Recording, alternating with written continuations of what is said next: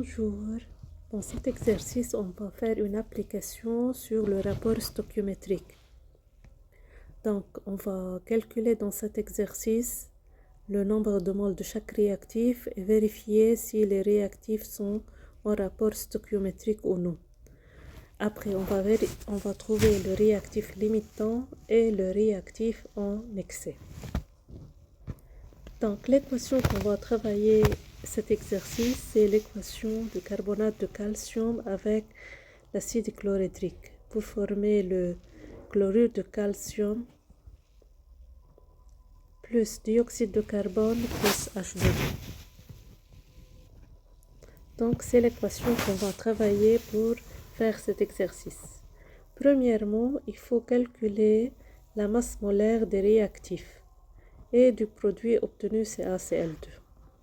Donc, calculer les masses molaires de CaCO3, HCl et CaCl2.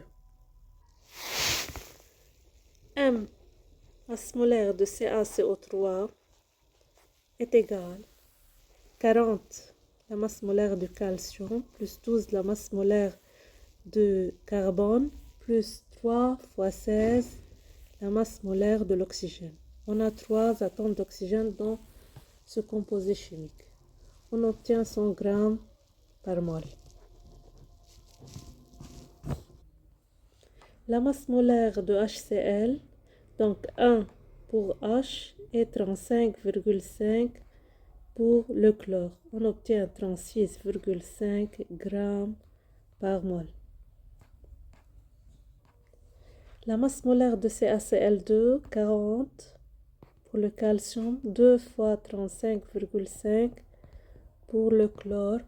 On obtient 111 grammes par mol. Donc, dans l'exercice 2, il faut calculer la quantité de matière de CaCO3 et de HCl. C'est-à-dire, il faut calculer le nombre de moles de CaCO3 et le nombre de moles de HCl. Nombre de moles de CaCO3, masse sur la masse molaire.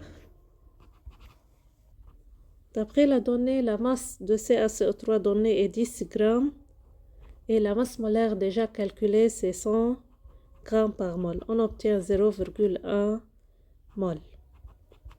Pour HCl, la masse donnée, c'est 5,5, donc M sur grand M, masse sur masse molaire, 5,5 sur la masse molaire de HCl, 36,5 égale 0,15 mol.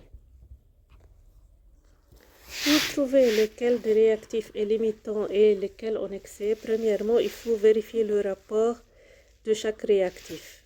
Donc, rapport de CaCO3 égale nombre de moles de CaCO3,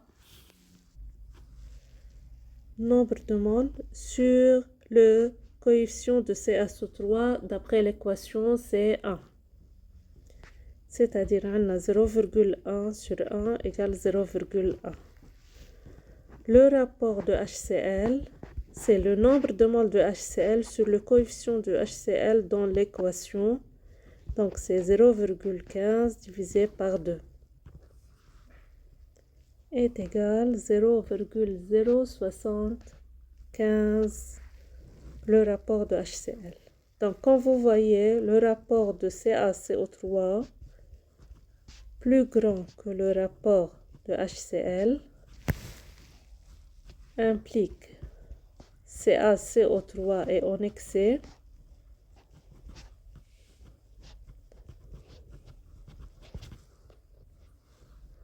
HCl est le réactif limitant.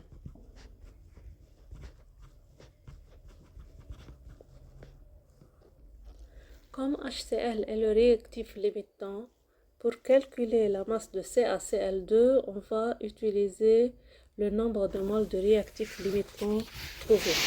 Donc, on va relayer le rapport de HCl. N de HCl sur 2 égale N de CaCl2 sur 1 d'après le rapport stoichiométrique. Ça me donne que le nombre de moles de CaCl2 est égal.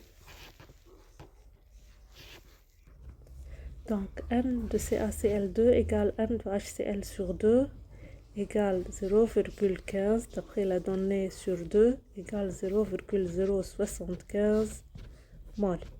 C'est le nombre de moles du produit obtenu. Pour calculer la masse du produit obtenu, donc M égale nombre de moles fois masse molaire déjà calculée, 0,75 fois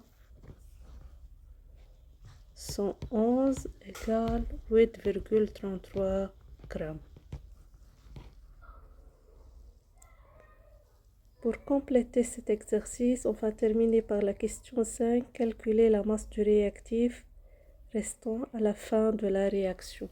Donc le réactif restant à la fin de la réaction, c'est le réactif en excès, c'est-à-dire le carbonate de calcium, CaCO3. Pour cela, il faut trouver le nombre de moles de CaCO3 qui a réagi totalement. Donc on a N de CaCO3 d'après le rapport stoichiométrique sur N égale N de HCl sur 2 implique le N de CaCO3 qui a consommé totalement est égal à 0,15 le nombre de moles de HCl sur 2, ça me donne 0,075 moles. C'est le nombre de moles de CaCO3 consommé totalement. Donc la masse de CaCO3 consommée totalement, masse égale nombre, donc la masse égale nombre de moles fois masse molaire, donc 0,075 fois 100 égale à 7,5 grammes, la masse consommée totalement. Masse de l'excès égale la masse totale moins la masse de la quantité qui a réagi totalement. Donc la masse totale moins la masse consommée, on peut dire.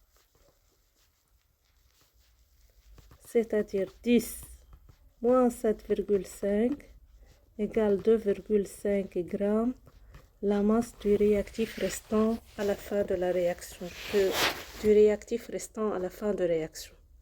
Comme ça, on a terminé cet exercice sur le rapport stoichiométrique.